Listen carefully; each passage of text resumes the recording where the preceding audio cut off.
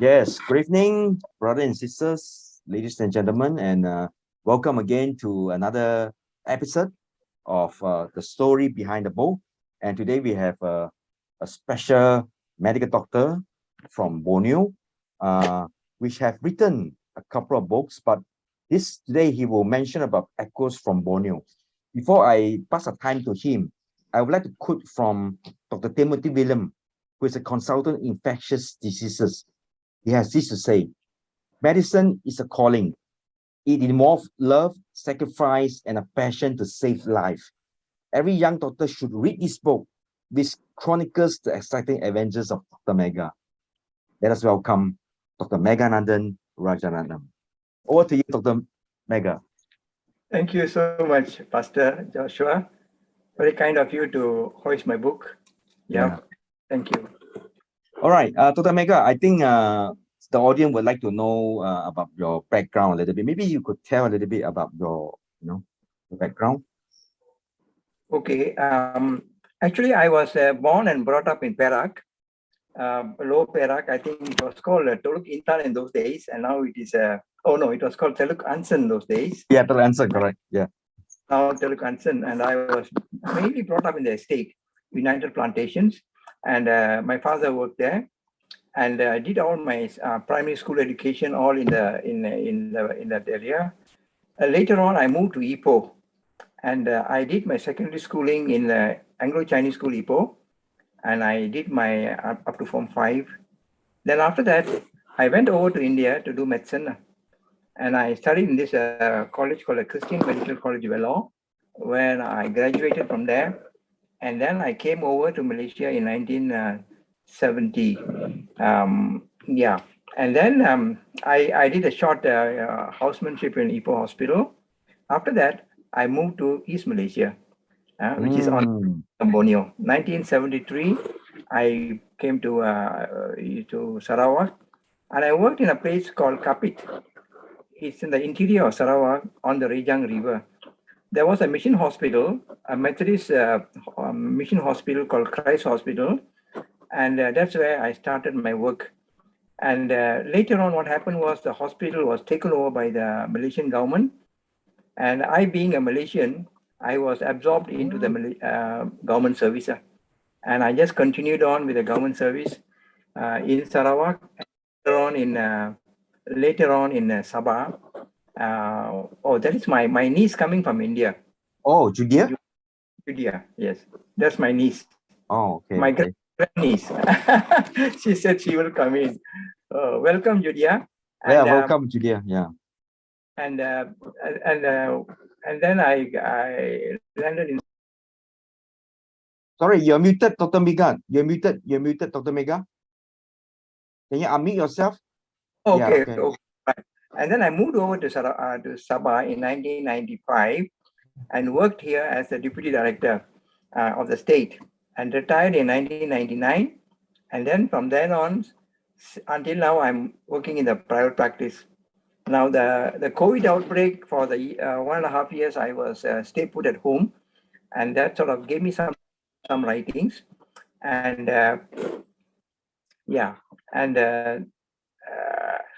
and this book which I wrote was published during that time of COVID in 2020. Yeah, that's very interesting elaboration about your background. That leads me to have these questions. Who is instrumental of making you to opt to serve in Sarawak during those 70s? Okay, I think the whole thing started way back in the 50s. In the mid 50s, that's a time when I accepted the Lord as my personal savior. And soon after that, in 1950s, in 1959, there was one doctor called Crisologo. He's a Filipino doctor. He was working in Kapit as a surgeon, you see. He came over to Ipoh, and he gave a sort of a message in the church, in the Wesley Church. And he spoke about the condition of the health condition of the people in Sarawak, especially the Ibans. And I was just a young Christian at the time. I was about 14 or 15 years old at the time. And it was as though that God was speaking to me, as though there were a lot of people in the congregation. And I said, and it sort of fell in my heart that something need to be done and somebody has to do something. And I thought, well, there are so many others who could do a better job, because I was just at school. I was just in Form 1 or Form 2 at the time, But that thought never left me. It kept on in my mind. And it was much later, and then I went on to do medicine. And while I was there, my mind was all on Borneo. When I graduated, I was keeping in touch with the people in Kapit, in the Christ Hospital, and I said, I'm going to come and serve, as I have committed myself to the Lord that I will do that. So in 1973, I just volunteered. I was not sent to Sarawak like many doctors, but I volunteered to come to work in a government hospital. And at the time, there was a sort of a condition in the government that a doctor should serve the national service for about 2 years before he can be released out, But the mission board in Sarawak, they sort of put up an appeal that me serving in the rural area should be counted as part of the national service. And the government agreed, So I was waived from that, condition. So I served in Sarawak. That's how I just went over to Sarawak, to fulfill a sort of a calling, and that's how I landed here. And I kept on serving in Sabah and Sarawak for the past 45 years. And I came across so many ethnic groups, starting from the Ibans who actually sort of made me to go over. Then there were so many other groups of people in Sarawak, so many tribal groups, so many ethnic groups. Not to forget, the Fuchaus in Cebu. I had work with them, and that was enjoyable time. And so I had sort of had a very wide sort of encounter working with people. My work is mainly with people. Yeah. That's an excellent experience of a medical doctor, and can relate this.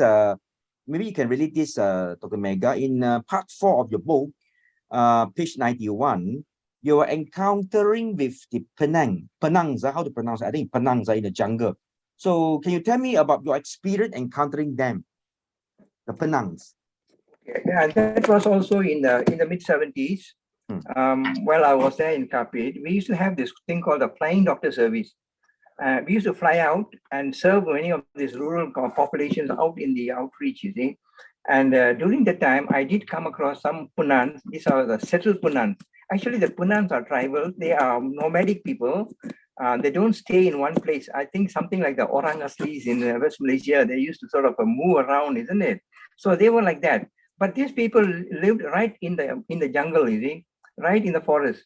They hardly come in contact with people, except for coming in contact with some traders. These Kayan traders and all. They go and sort of trade with them for jungle products, So that's how they were. And then actually this interesting story was also in the mid-70s. We had a news coming to our ears, that a group of Punans living in the upper reaches of the Rejang River, they had an outbreak, a strange infectious outbreak, and many of the children were dying. So when I heard this, I was very much disturbed. I said, how to reach these people? How to reach these people out in the jungle? So I got the permission to use the flying doctor helicopter to fly over and search for these people in that wide jungle. I don't know where they were, but I had a very good pilot, a pilot who had served in the Vietnam War. And he said, don't worry, we will find these Punans. So we took off, and after about an hour of searching, and almost when we were about to give up, we saw some smoke coming from the treetops. And then we landed on the river bank. And then we went in, and then we saw these guys. They were there, and they have almost lost about 50% of the children to a measles outbreak. 50%. And then they were, really in a very pathetic condition, and they were crying, and nobody to help them. And they said, there is some evil spirit in this place, and so we need to sort of move away. So they were sort of, they were just beginning to sort of migrate away. But then we persuaded them and told them, don't worry, we are here to help you. We will sort of take care of all the others who are sick. So we pitch a tent, we pitch literally a small jungle hospital. there, and a small room, and we treated those children who were sick. We placed some staff there to look after them, and it took us about 2 to 3 weeks before we actually came out of that place. So that was my real encounter with the Punans, and we became very good friends. And they were also very good in the sense that over the period of time, we were able to preach to them, tell them about Jesus, and also we were able to sort of give them some ideas about personal hygiene and all the sort of thing, how to put up proper housing. And also we also taught them how to grow paddy, rice. So I brought a group of agriculture of people right there, and they sort of provided them with the seeds and so on, and taught them how to plant paddy. And strangely enough, after 3 months, we went back, we saw the hill slopes all planted with paddy. And I was Wow. very much encouraged by how these people were responding to our sort of, when we tell them. But this sort of response we hardly find in other places. There were a lot of resistance, and people do sort of, it's not very easy. So that was my first encounter with the Punans in a strange way. But later on, when I was serving in other parts of Sarawak, in a place called Baram, I did come across these Punans, and they were also living in the jungle, and some of them were settled Punans, and some of them were already accepted Christ, especially through the SIB, the Sidang Angel Borneo BM mission, and quite a few of them were Christians, those who were settled Punans. But the wandering ones were still nomadic and animists, and so that is a group of people. But later on, I don't know whether you heard about this guy, one of the Swiss guys, he went over to help out these Punans, and he was much sort of sought out by the government, for raising up the Punans to create awareness. And there were a lot of roadblocks and all, for the timber trucks going into the jungle to extract timber and so on. So that was happened later in the 80s and the 90s. Okay, Yeah. I think that's my experience with the Punans. Yeah, I would like to call Dr. Mega a doctor with a vision, because he has this passion for the lost, and it's remind me of my wife, who is now in Indonesia, also ministering to Orang Asli there, Orang Asli in Indonesia, and also villagers. She today just arrived this morning about 5 something a.m.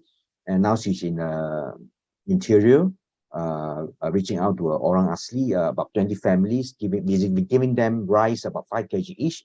So it reminds me of my wife there, and so thank God for that, because this 1040 window, we need people to reach out to them, and I think Dr. Meganathan has fit the bill of those. Had hit the call of God. Who am I? Send me. All right. Okay, Dr. Meganathan, what is the purpose of you writing this book?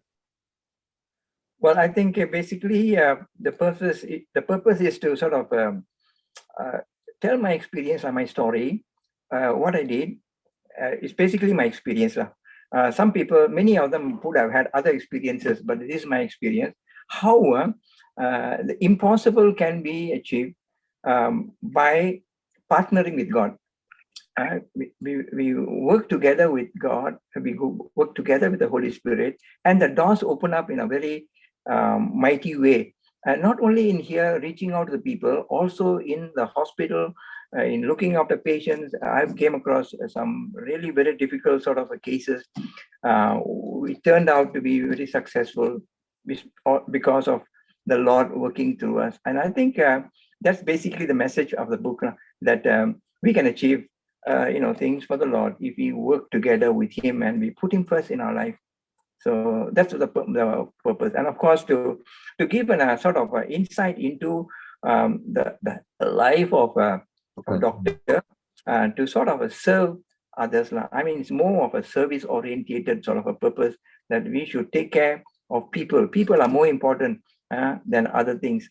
It's basically that. I think people cut across every strata, not only the marginalized people, not only the poor people, the wandering Punans, but also the people in the urban areas. And my urban experience is also quite exciting. When I worked with the Fuchaos in Cebu, there were a group of people, the Chinese in Fuchaos in Cebu, just like what you have in City 1. and they were so very sort of what do you say? They were very suspicious of other people and so on and so on. And in a way, they were quite proud.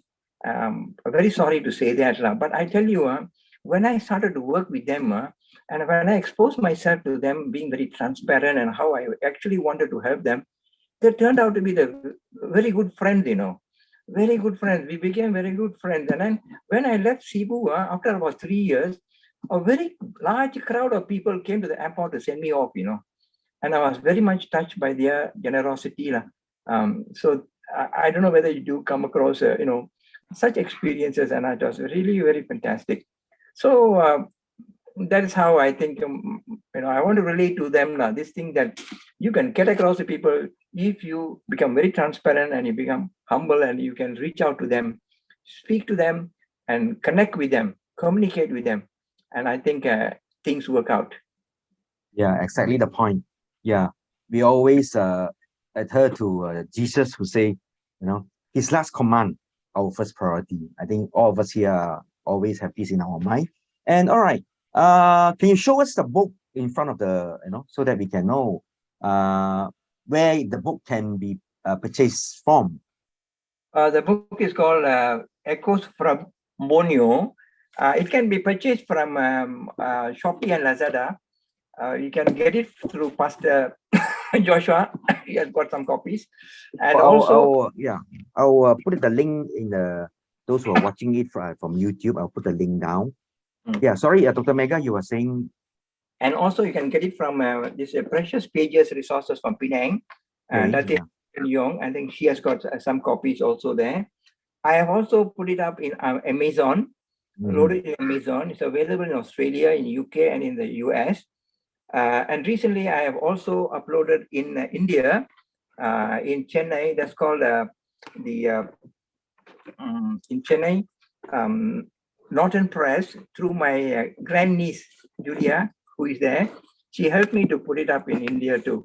So it's available in many places. The only thing is need to promote it. That's the thing.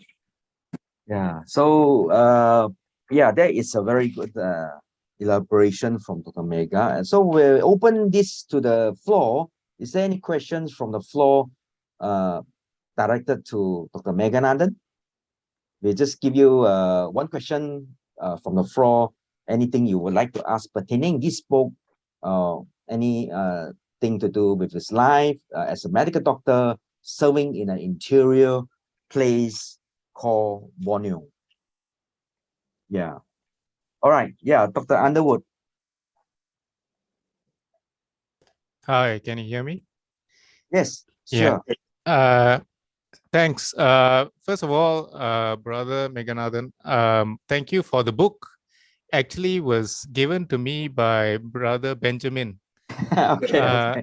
I haven't read it word for word completely. I just skimmed through it. But one of the things that struck me as very prescient is your epilogue. As doctors, we need to redefine our role in the profession. The noble vocation with its lofty ideals is being challenged by the values of the secular world. Being business orientated and dictated by enterprising cartels. I'm sure you've come across the British Medical Journal's article on evidence-based medicine. Is it an illusion? And you can see from your book that this is basically what you were saying. So what are your thoughts on what has happened over the last 2 years that you have actually described in your book about the use of basically the usurpation of medicine by big money? Yeah. Well, I think very much we are sort of influenced by the big cartels, when they try to push a lot of their products, and it's sort of accepted by the general, the practitioners and so on. But then without sort of actually looking for much of an evidence, I think it is sort of happening all over the world. I think you can talk about the vaccine thing that has been dispensed now for the COVID, and also so many other things that we are just sort of becoming what do you say? We are sort of basing it on opinions of some cartels, and we are accepting them. But I think there are so many sort of other means of treatments which are cheaper. Maybe there could be traditional medicine. There could be also other medicines which are equally effective, but then there are not much of an evidence. But I think we should not be too much sort of based on that sort of trend, because in the long run we sort of become more what do you call commercialized. The medicine becomes very commercialized and it becomes very expensive. The poor people can't afford such sort of treatment. Also not only in terms of medicine, but also in terms of investigations and other things which are being done. Like I think clinical practice has become more like it is nothing very much except that what do you call looking at investigative reports and expensive scans and so on. But I think many of these things could even it could be done in a very in a cheaper way, not to sort of overburden the poor people. And I think this is where I think there should be a shift in a thinking that it is not money orientated or business orientated or profit orientated, but it must be people orientated. The person who is sitting in front of us is not only a sick person in the body, but he's also a sick person in his mind, in his body, and his soul. So I think we have to sort of take him as a package, as a whole, and treat him as such. And I think this is where I think the glory of medicine is now becoming slowly being eroded into a more business-like venture. So this is where I think we need to sort of strike a balance. I don't say that it is wrong, it is bad to do scans and you do all these other investigations, but I think if they are needed, if they are really sort of essential, then I think you go ahead. But I think you go to a hospital, straight away they say, oh, you need to do a scan for your brain because you have a migraine. I mean, this sort of thing I think is sort of, in a way, I think it's malpractice. That's what I mean. It should be more person or patient orientated rather than machine or investigation orientated. Okay, thank you very much for the answer, and thank you very much today for present. We are concluding today's episode, and we see you again in 2 weeks' time in another episode brought to you by Pause.